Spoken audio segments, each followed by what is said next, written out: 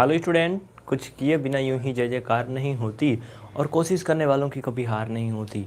बच्चों, आप जानते हैं कि हर रोज़ आप देखते हैं शाम को 7 बजे से क्लास 9th की एनसीईआरटी गणित, और हमने आज आपको दिखाया था, आप लोगों ने काफ़ी बच्चों ने देखा था कि कोरोना महामारी के कारण 30% आपका कोर्स कम हो गया है, जिसमें आपको निर्देशांक, ज्यामिति नहीं पढ़ना है, जिसमें कार्तीय ताल वगैरह होता वो सब नहीं पढ़ना है। इसके अलावा और भी बहुत सारी चीज़ें निकल गई हैं जिनको आपको नहीं पढ़ना है। वो मैंने आपको दिखा दिया है, आप क्लास के बाद में कमेंट करना तो मैं आपको बता दूंगा। ठीक है भैया? किरण मौर्य जी बताइए, आप सभी का नाम लेकर के क्यों कमेंट कर रही हैं, बताइए। भैया प्रसाद जी बताइए, क्या नाम है आपका? पवन अग्रहरी, प्रियंका, दिवाकर जी सभी जुड़े हुए हैं, मैं सबका कमेंट देख पा रहा हूँ। अनुपम सोनी भी जुड़ गए हैं।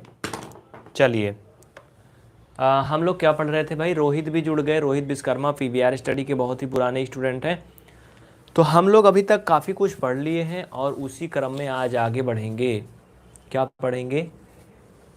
कल हमने पढ़ा था सर्वांगसम और समरूप ना। चैप्टर नंबर 7 आपका शुरू हो रहा है, लेकिन चैप्टर 7 का भी कुछ कॉन्सेप्ट है जो कि आपको चैप्टर शुरू करने के पहले सीखना है ना? यही तो है ना चैप्टर 7 कक्षा 9 के एनसीईआरटी गणित में। चैप्टर 7 क्या है आपको पता है? ट्राइंगल है, त्रिभुज है। तो त्रिभुज का हमें क्या करना है? कॉन्सेप्ट पहले सीखना है। क्या करना है? कॉन्सेप्ट सीखना है। Class 9th NCERT math chapter 7। कल हम लोगों ने त्रिभुज पढ़ लिया था, त्रिभुज के प्रकार भी आपने देख लिया था। त्रिभुज में कांग्रुएंस कब होता है, यानी सर्वांगसम कब होता है, ये भी आपने पढ़ लिया था। समरूप कब होता है, ये भी आपने पढ़ लिया था। और क्या क्या पढ़ा था आपने? पढ़ा था ना ये सब। सिमेट्री भी पढ़ लिया था। आज हम लोग क्या पढ़ेंगे पता है आपको? ये मैं लेके आया हूँ आपके लिए। आज हम लोग पढ़ेंगे सीपीसीटी। सीपीसीटी का मतलब जानते हो?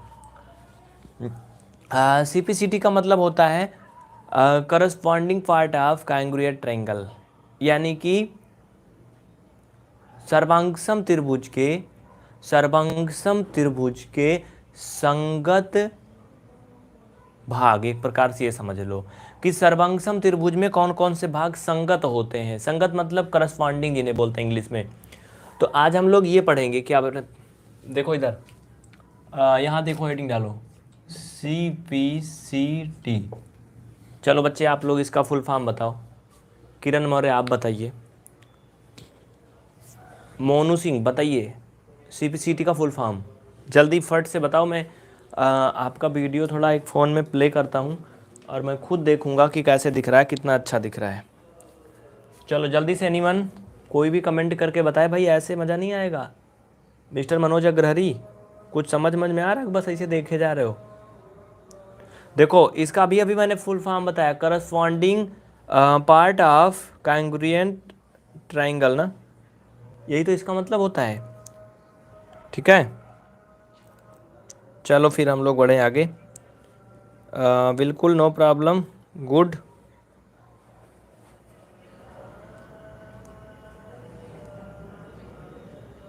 चलिए, अब देखो इधर साइड में, इसका मैं स्पेलिंग भी लिख लूँ, आप लोग लिखो। करस्पॉन्डिंग, ऐसे करस्पॉन्डिंग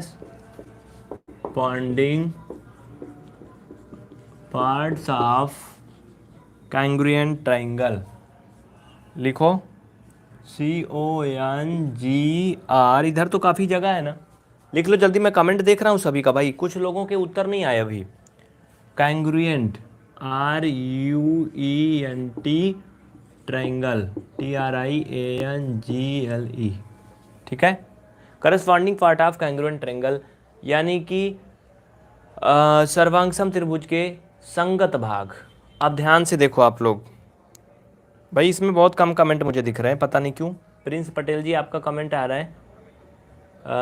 भाई अंजलि साहू, आप क्लास पे ध्यान दीजिए, पढ़ना नहीं भगा देंगे। चलो देखो ये, ठीक है।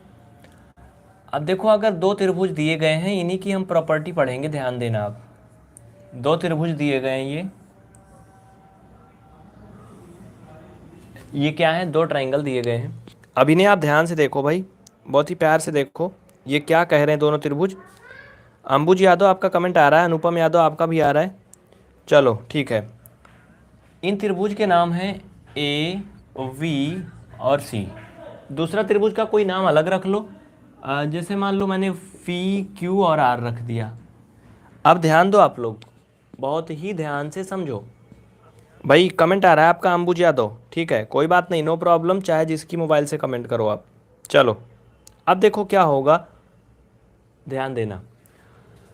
अगर ये दोनों त्रिभुज सर्वांगसम है, क्या है, कैंग्रुएंट है, कैंग्रुएंट बोलते हैं ना, त्रिभुज ए बी सी, यहाँ पर अगर मैं लिखूं सर्वांगसम का चिन्ह बना करके पी क्यू आर,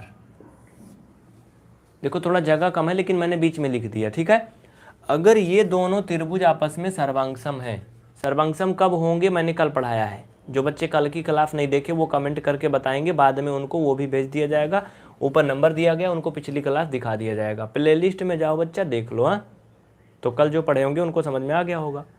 चलिए, अगर ये दोनों त्रिभुज क्या है, सर्वांगसम है, तो क्या होता है, ये जो आपका CPCT का नियम कहता है बच्चा, क्या कहता है कि यदि कोई दो त्रिभुज आपस में सर्वांगसम है, क्या है, दो त्रिभुज आपस में सर्वांगसम है, तो पहले त्रिभुज की संगत भुजा दूसरे त्रिभुज की संगत भुजा के बराबर होती है। संगत मतलब होता है करस्पॉन्डिंग साइड, मतलब संगत भुजा, ठीक है, समझ में आया ना। पहला रूल कहता है, इसमें दो रूल है एक प्रकार से, आप लोग लिख लो रूल पहला। रूल पहला कहता है कि अगर कोई दो त्रिभुज आपस में सर्वांगसम है तो पहले त्रिभुज की सभी संगत भुजाएं दूसरे त्रिभुज की सभी संगत भुजाओं के बराबर होती है। जैसे पहले त्रिभुज को मान लो हम ले लें AC, तो AC भुजा किसके बराबर होगी दूसरे में, कोई बताए कमेंट करके, कोई भी फटाफट कमेंट करके बताओ भाई। सूरज यादव क्वालिटी चेंज कर लो बच्चा, क्वालिटी चेंज कर लो, 720 पिक्सल कर लो, एकदम मस्त दिखेगा। हमारे यहाँ एकदम मस्त दिख रहा है, फुल HD में दिख रहा है बाबू, ठीक है, कोई भी दिक्कत नहीं है, ये आपकी अपनी मुसीबत है। आप देखो मैं खुद देख रहा हूँ, ये कैमरा में कम सही आएगा वहाँ, लेकिन मैं खुद देख रहा हूँ, एकदम मस्त दिख रहा है। देखो बहुत से बच्चों ने जवाब दिया, धीरज, विजय ठाकुर, धर्मराज, ब्रिजकांत मिश्रा, कुमन प्रसाद, कुमन का नाम बड़ा अजीब सा इसलिए मैं नहीं बोल पाता हूँ, कुमन इनका नाम है। चलो, तो बच्चा AC की जो करस्पॉन्डिंग साइड है, AC की जो संगत भुजा है, ये जो जैसे ये इधर है वैसे ये इधर है, ये PR, क्या है, PR, ठीक है। उसी तरह से ये AC हो गया। अब AB भुजा ये किसके बराबर होगी आप लोग बताओ, चलो जल्दी फटाफट सभी कमेंट करके बताओ भाई।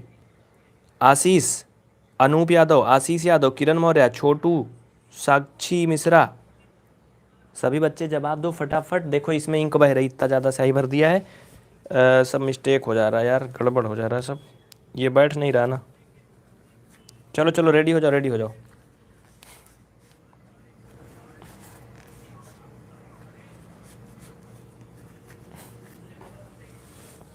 देखो कुल मिला के मतलब यही है, कहने का मतलब ये है कि जो CPCT का पहला नियम है उसमें ये कहता है कि अगर कोई भी दो त्रिभुज आपस में सर्वांगसम है, कोई भी दो त्रिभुज आपस में कांग्रुएंट हैं, तो उन त्रिभुज की जो करस्पॉन्डिंग एंगल हैं वो आपस में सभी इक्वल होंगे। क्या होंगे, आपस में इक्वल होंगे। ये सब अगर आप पढ़े रहोगे, आगे मैथमेटिक्स के भी क्वेश्चन आएंगे एक्सरसाइज 7.1, 7.2, 7.3 में, अगर आपको ये रूल नहीं पता रहेगा तो दिमाग में पल्ले नहीं पड़ेगा, देखोगे लेकिन कुछ समझ में आएगा नहीं बच्चा, हाँ बुझाएगा नहीं, याद रखना। चलो, तो ये मैंने लिखा AB की संगत भुजा PQ है, क्या है, PQ। एक भुजा बच रही BC की करस्पॉन्डिंग साइड दूसरे वाले में QR है, या फिर इसे RQ भी लिख सकते हो, ठीक है। विजय ठाकुर आ रहा समझ में भैया, आ रहा ना, एकदम मस्त आ रहा है ना, बिल्कुल अच्छा दिख भी रहा है, कोई दिक्कत नहीं, नो प्रॉब्लम। चलो नोट करो, इसको इतना लिख लो, ये पहला नियम हो गया, ये पहला नियम हो गया। मैं सामने से कुछ सेकंड के लिए हट रहा हूँ। जो बच्चे इसे PVR स्टडी ऐप में देख रहे हैं वो ध्यान दें, क्लास को भाई रेगुलर देखो, नहीं तो समझ में नहीं आएगा। और जो छात्र इसको PVR स्टडी ऐप में अगर क्लास लिए हैं ना, तो उनको तो फिर कुछ बात ही अलग है, उनको तो इकट्ठा कोर्स मिल गया होगा, ढेर सारी क्लासें एक साथ मिल जाती हैं, उन्हें तो कुछ करना ही नहीं होता है अगर आप PVR स्टडी ऐप में लिए तो। ठीक है, चलो हो गया, तो आगे बढ़ते हैं। दूसरा नियम क्या कहता है कि सर्वांगसम त्रिभुज के संगत कोण आपस में बराबर होते हैं। ये याद रखना, मतलब दो कैंग्रुएंस अगर ट्रायंगल हैं तो उनके जो संगत कोण, मतलब क्या बोलते हैं उन्हें, संगत कोण मीन्स जानते हो, करस्पॉन्डिंग एंगल इक्वल होते हैं। वो अखिलेश वो चार्जिंग में लगा दो तो बैटरी। ठीक है, चलो देखो अब दूसरा, यार ये तो मिटाना नहीं था, चलो मैं मिटा दे रहा हूँ, ठीक है जाने दो। अब रूल सेकंड देखो, सेकंड रूल देखो,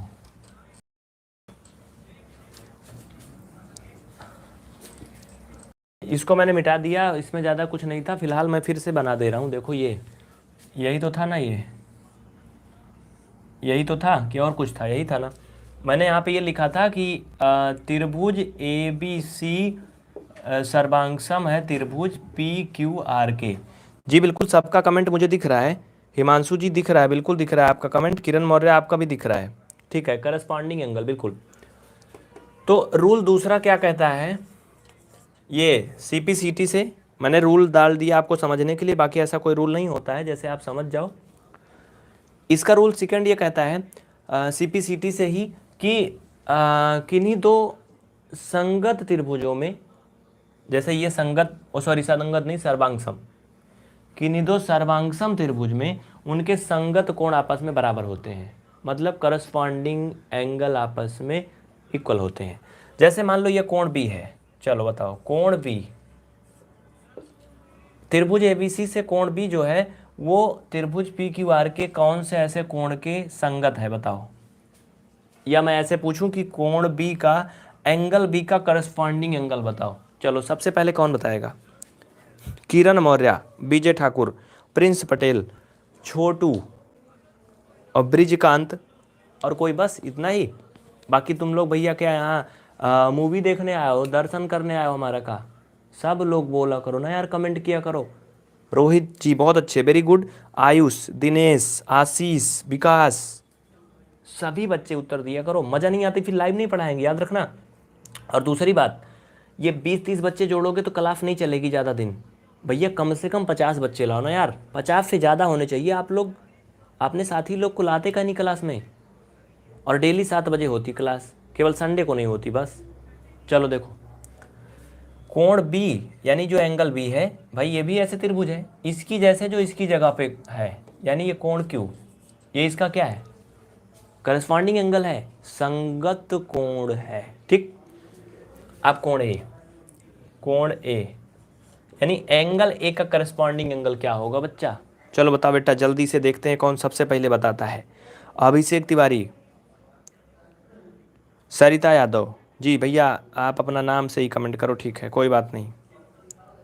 देखिए इसमें सबसे पहले जवाब दिया है भैया प्रिंस पटेल, छोटू जी दूसरे नंबर पे हैं, BJ ठाकुर, किरण मौर्य, आशीष, दुर्गेश, अभिषेक, सभी बता रहे हैं कोण P, यानी ये एंगल A का जो करस्पॉन्डिंग एंगल है P है। उसी तरह से एंगल C, ये एंगल R के इक्वल होगा। यही था CPCT का दोनों रूल। पहला रूल था कि अगर कोई दो त्रिभुज आपस में सर्वांगसम है, देखो मैं इधर से खड़ा होता हूँ तब भी छप जाता है, इसलिए मैं उधर चला जाता हूँ पीछे, तो आप लोग कहते होगे पता नहीं कहाँ छुपा गए, इसलिए मैं सामने से खाली करता हूँ कि आप इसको स्क्रीनशॉट लो या फिर लिखो। जमीर अंसारी, बिल्कुल मैं देख रहा हूँ आपका कमेंट, देख रहा हूँ बच्चा, ठीक है। चलो आप लोग बताना अगर कोई भी समस्या होगी तो। वैसे तो मस्त दिख रहा है, सही दिख रहा है ना। स्क्रीनशॉट ले लिया करो, मतलब मोबाइल का स्क्रीन कैप्चर कर लिया करो, लिखा मत करो, हो सकता है लिखने में ज़्यादा टाइम लगे, तो मोबाइल का स्क्रीन कैप्चर किया करो। अब हेडिंग डालो। देखो ये सारा कॉन्सेप्ट सीख लोगे तो चैप्टर 7 के जितने भी क्वेश्चन है 7.1, 7.2, 7.3, 7.4 सब कर ले जाओगे, चाहे आप यूपी बोर्ड से हो या CBSE बोर्ड से हो, सब के लिए इम्पॉर्टेंट है। मैं इसलिए सब कुछ इंग्लिश हिंदी दोनों में पढ़ा रहा हूँ। अगर आप ध्यान से देखो तो मैं आपको दोनों लैंग्वेज में पढ़ा रहा हूँ, हिंदी इंग्लिश दोनों लैंग्वेज में पढ़ा रहा हूँ कि नहीं पढ़ा रहा हूँ ना। मैं हर एक वर्ड की इंग्लिश बताता हूँ अगर आप ध्यान दो तो, और हिंदी में भी बताता हूँ। तो अगर कोई भी बच्चा सीबीएसई बोर्ड से है, इंग्लिश मीडियम से, तो उसको भी कोई प्रकार की दिक्कत नहीं होनी चाहिए। चलो अब क्या है, ये हो गया। अब हेडिंग डालो हिंदी इंग्लिश दोनों में। हिंदी में लिखो त्रिभुज के गुण, हिंदी में लिखो त्रिभुज के गुण। अभी इंग्लिश में मैंने बोला था पहले ही, प्रॉपर्टीज ऑफ ट्रायंगल। क्या लिखोगे? Properties of triangle. देखो त्रिभुज जो होते हैं इनके कुछ गुण होते हैं। गुण क्या है भैया? किरण मौर्य आप सीबीएसई से हैं? जी बिल्कुल, बहुत अच्छी बात है। मैंने सोचा था कि सीबीएसई वाले बच्चे इसमें होंगे और इसी वजह से ज़्यादा बच्चे देखते भी हैं।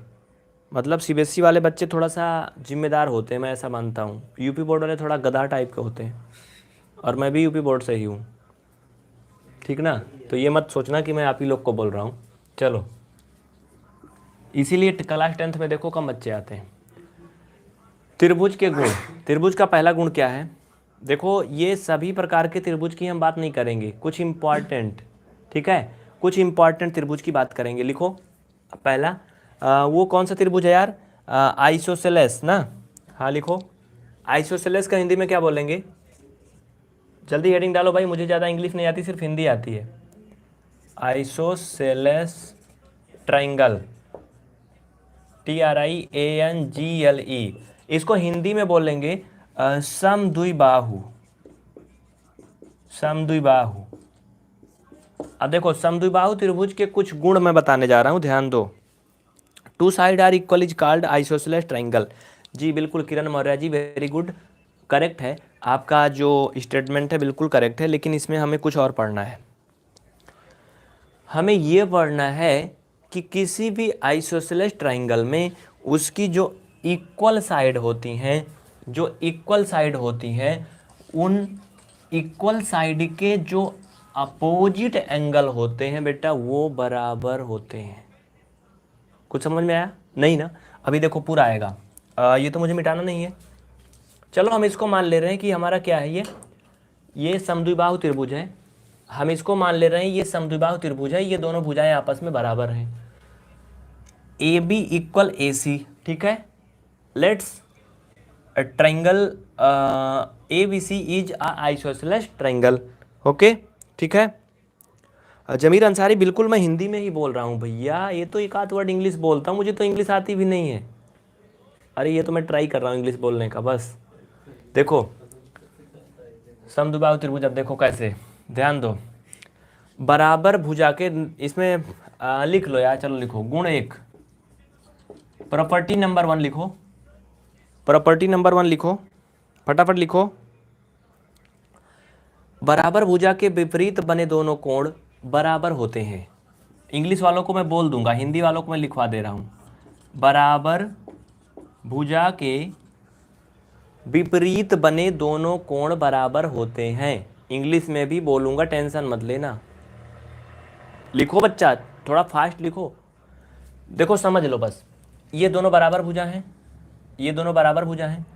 इनके जो विपरीत बने दोनों कोण होते हैं आपस में बराबर होते हैं। जैसे देखो ये भुजा AC है, AC के विपरीत यानी अपोजिट, अपोजिट मतलब सामने। तो जो ये भुजा AC है, इसके सामने कौन सा कोण है? ये इधर भी है ना, इधर भी है। और दूसरी भुजा ये AB है, AB के सामने कौन सा कोण है बच्चा? C है। यानी हम कह सकते हैं कि angle V equal angle C, ठीक है। इसको इंग्लिश में आप कैसे लिखोगे? Angle opposite to equal side of an isosceles triangle are equal. देखो मुझे इंग्लिश में नहीं आती, लेकिन मैं इंग्लिश में भी लिखवाऊंगा आपको, हिंदी इंग्लिश दोनों लिखो आप, ठीक है। लिखो इंग्लिश में लिखो, angle opposite to equal sides of an isosceles triangle are equal. बाकी बच्चे समझ गए, सीबीएसई वाले खुद ही लिख लेंगे। मैंने आपको बता दिया कि जो ये साइड है AC और ये AB, AC के जो अपोजिट एंगल है B और AB के जो अपोजिट एंगल है C, ये दोनों आपस में इक्वल होंगे। ये कॉन्सेप्ट याद रखना, अभी आगे जब क्वेश्चन हल करोगे तो आपको इसका यूज करना पड़ेगा बच्चा। अभी एक्सरसाइज हल होगा 7.1, 7.2, 7.3, तो ये कहानी वहाँ मैं नहीं सिखाऊंगा ऐसे कैसे हो गया। डायरेक्ट लिख दूंगा ये बराबर इतना, तो फिर कहोगे कैसे हो गया, दिमाग लगाना पड़ेगा वहीं पे। इसलिए मैं पहले इसको बुझा रहा हूँ अच्छे से कि आप लोग को ये समझ में आ जाए। ठीक, ये पहला हो गया, ये गुण नंबर फर्स्ट था। अब यहाँ पे गुण नंबर सेकंड लिखो भैया, गुण मत लिखना, गुण लिखना। चलो मैंने ऐसा लिख दिया ना कि सब ये इधर उधर हो गया। चलो सेकंड प्रॉपर्टी लिखिए आप लोग, प्रॉपर्टी नंबर सेकंड। जी बिल्कुल, किरण मौर्य ने डिस्क्राइब किया, very good. Angle opposite to equal side of isosceles triangle are equal, बिल्कुल वेरी गुड। चलिए ऐसे ही बच्चे तो चाहिए कि जो कुछ आगे भी खुद से भी तो करें ना। ये क्या है, एक आइसोसेलेस ट्रायंगल है। दूसरी प्रॉपर्टी इसकी कहती है कि जो भी साइड इक्वल होती हैं, जैसे ये आइसोसेलेस है, समद्विबाहु है ना। दूसरा जस्ट उसी का इन्वर्स होता है, इन्वर्स बोलते हैं ना, मतलब उल्टा होता है, जैसे अभी पढ़े उसी का उल्टा। तो इसमें आप गुण नंबर सेकंड में क्या लिखोगे, गुण नंबर सेकंड में हिंदी मीडियम वाले लिख लें, पहले समझ लो फिर लिखना। भुजा AC भुजा AB के बराबर है। भाई समद्विबाहु है तो दोनों बराबर होंगे आपस में, समद्विबाहु त्रिभुज है तो दो भुजाएं आपस में बराबर होंगी। इसी को इंग्लिश में आइसोसेलेस ट्रायंगल कहा जाता है।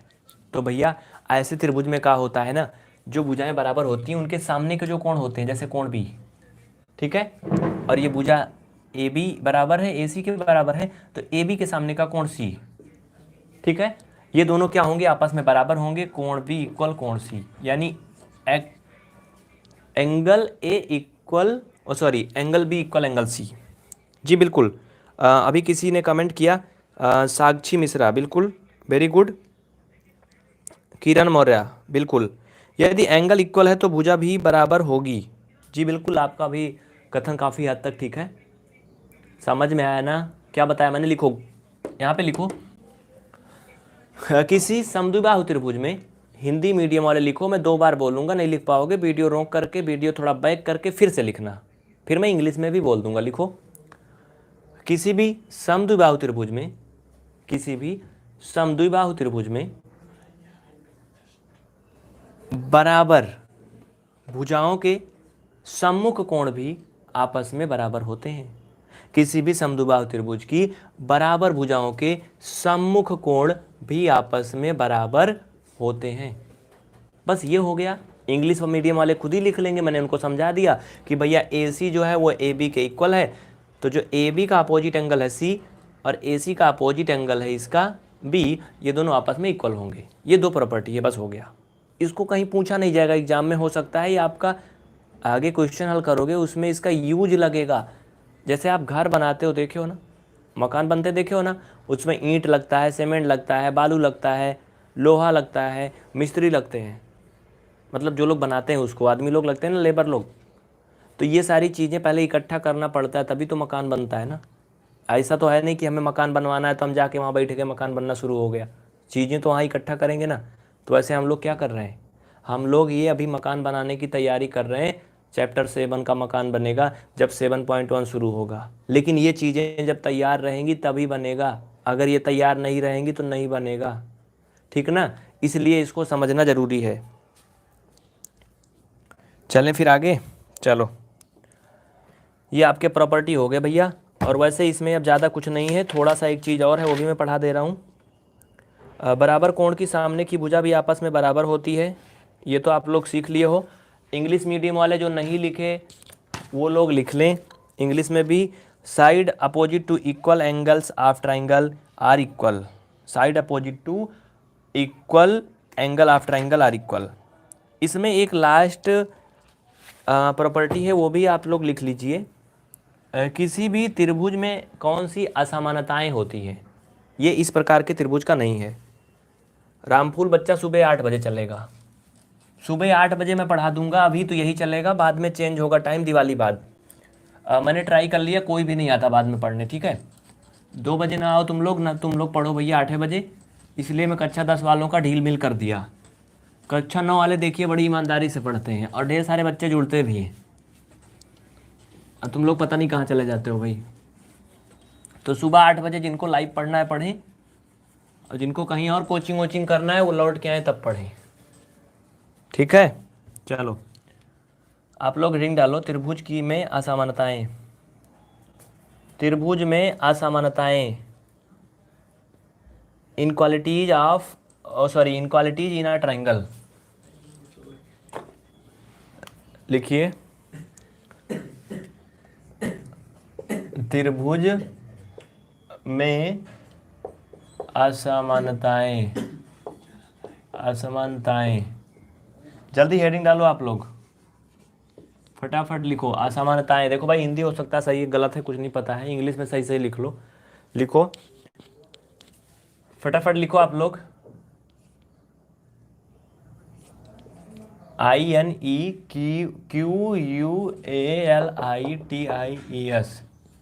Inequalities in a triangle,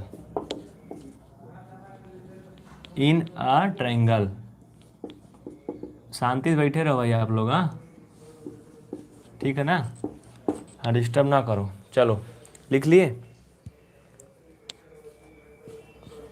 the angle opposite to the longer side is larger. जी बिल्कुल सही कहा आपने, angle opposite to longer side is larger, बिल्कुल सही कमेंट किया आपने। देखिए कैसे, जैसे अगर मैंने दो त्रिभुज बना लिया, एक त्रिभुज ये है, ये, इसके नामकरण मान लीजिए मैंने कर दिया ABC, ठीक है।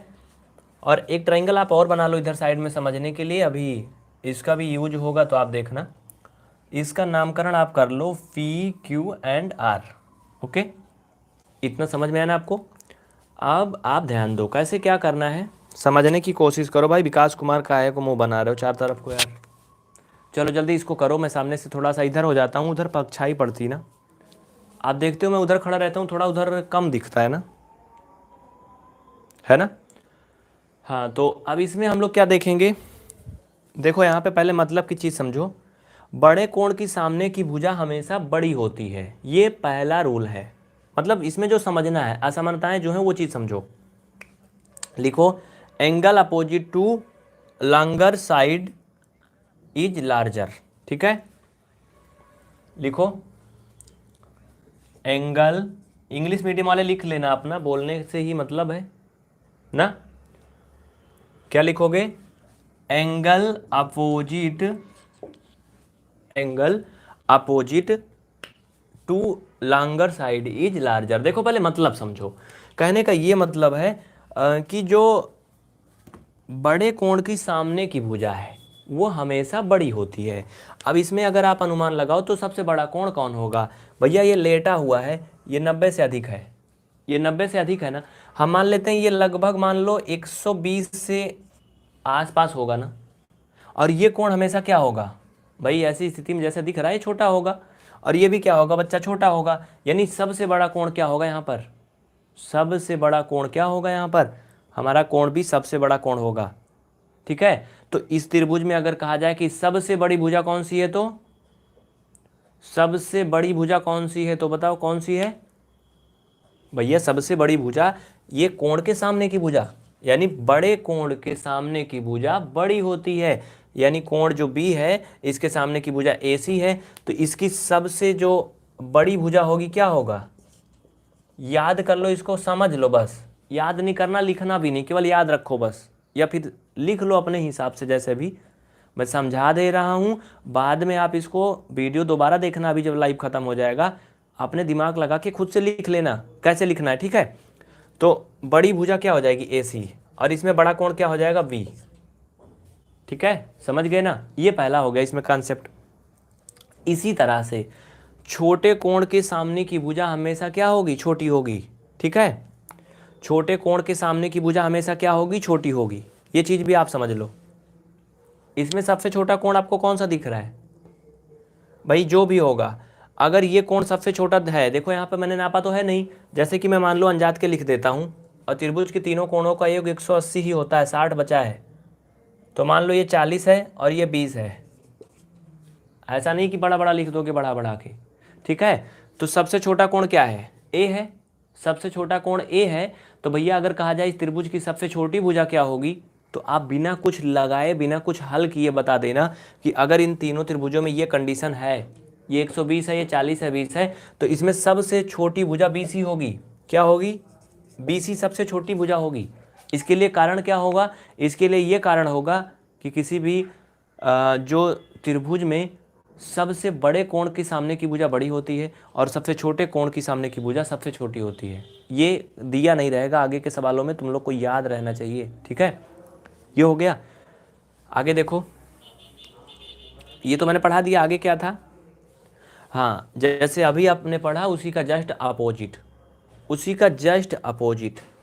जस्ट अपोजिट क्या कहता है कि किसी भी त्रिभुज में, किसी भी त्रिभुज में जो सबसे बड़ी भुजा है, सबसे बड़ी भुजा, उसका अपोजिट एंगल हमेशा सबसे बड़ा होगा।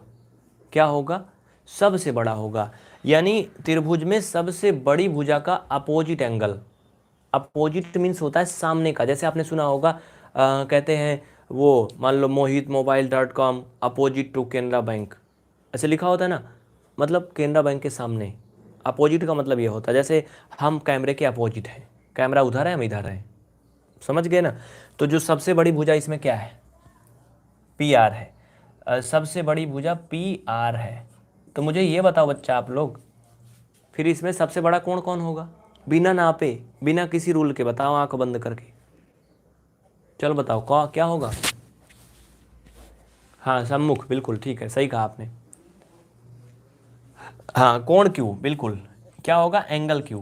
यानी सबसे बड़ी जो भुजा है PR, उसके सामने का जो कोण होगा Q, वो सबसे बड़ा होगा। क्यों? अभी जो मैंने बताया स्टार्टिंग में आपको शुरू किया तो बताया ना, वैसे ही। ठीक है, उसी तरह से आप ये भी याद कर लो, सिर्फ आप याद कर लो बस कि सबसे छोटी भुजा के सामने का कोण सबसे छोटा होगा। इसमें देखो, नाप लो सबसे छोटी भुजा कौन है।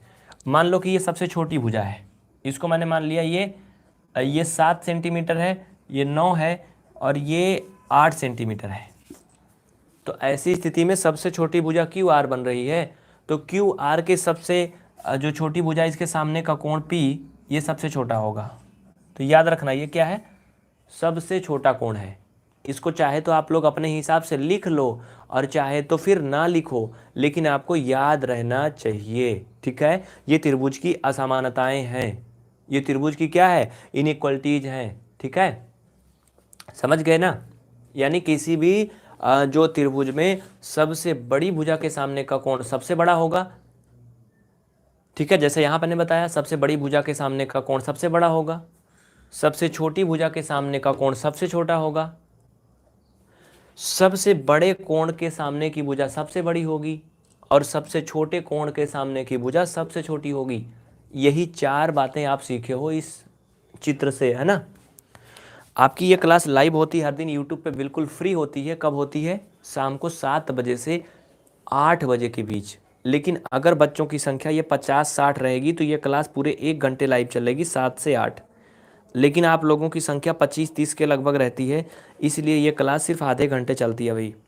आप ज़्यादा से ज़्यादा बच्चों को लेके आओ, अपने साथियों लोग को भी शेयर करो, उनको भी बोलो वो भी पढ़ें। एक दिन कम से कम देखें तो। अगर एक दिन कोई भी पूरा क्लास देख लेगा तो समझ में आने की पूरी गारंटी होती है, लेकिन वो एक दिन ईमानदारी से देखे तब ना। ठीक है, एक दिन आप सिर्फ और सिर्फ ला के दिखाओ, बस एक दिन ला के दिखाओ, उसके बाद दोबारा वो खुद ही आएंगे देखने। आप लोग ये बताओ कौन कितने बच्चों को लेके आ रहा है? भाई बताइए विजय ठाकुर, आप कितने लोगों को लेके आएंगे? हैं कोई भी पढ़ने वाले? सभी बच्चे जवाब दो। प्रिंस पटेल, रामफूल गौड़, किरण मौर्य, लीलचंप, बहुत अजीब सा नाम है यार लीलचंप तुम्हारा तो, साक्षी मिश्रा, छोटू, दिनेश सोनी, एंजल स्टडी, जमीर अंसारी, आयुष, रोहित, विकास। लिखने को तैयार तुम लोग बड़ा लंबी लंबी गिनती लिखते हो, कोई बता रहा 12, कोई 11, कोई 18। मतलब इतने बच्चे लेके आओगे भी, क्लास देखेंगे भी कि बस वैसे बता दिए हो? सर क्लास 9th का स्टूडेंट नहीं है, हमारे पास 11 का स्टूडेंट है ओनली। रोहित जी फिर आप इसको क्लास को क्यों देखते हो भैया? टाइम ना वेस्ट करो। अगर आप 11th में पढ़ते हो तो आप 11th का पढ़ाई करो। हाँ, ये अगर आपको बेसिक सीखना है तो फिलहाल ज़रूरी तो है, लेकिन आपको अपना ज़रूर पढ़ना है। ठीक है, तो आज की क्लास हम यहीं पर एंड करेंगे। बहुत बहुत धन्यवाद आप सभी को, पूरी क्लास देखने के लिए दिल से प्रेम पूर्वक शुक्रिया। अगली क्लास फिर से रात्रि 8 बजे से होगी, टेट सीटेट सुपर टेट वालों के लिए चैनल नंबर 2 पर होगी, PVR स्टडी 2.0 पर। आप लोग जरूर देखिएगा। अगर इसमें से कोई है टेट सीटेट वाला, या फिर आपके घर में कोई भैया दीदी अंकल आंटी या भाभी वगैरह कोई भी अगर टेट सीटेट कर रही तो उनको बता दीजिए, वो PVR स्टडी 2.0 चैनल पे रात्रि के 8 बजे से मैथ की क्लास देख सकते हैं। ठीक है, आप लोग जैसे 9th में है तो आपके घर में अगर कोई है जो टीचर की भर्ती की परीक्षा दे रहा है, टेट सीटेट सुपर टेट कोई भी, उनकी क्लास रात 8 बजे से होगी मैथ की, बिल्कुल शून्य से हाई लेवल तक। तो आप सभी को एक बार फिर से दिल से बहुत बहुत धन्यवाद। आप सभी अपने साथियों को शेयर करिए, ज़्यादा से ज़्यादा बच्चों को लेके आइए। उसके बाद फिर से हम मिलते हैं अगली क्लास में कल इसी टाइम। ठीक है ना, बंद करें फिर, चलिए।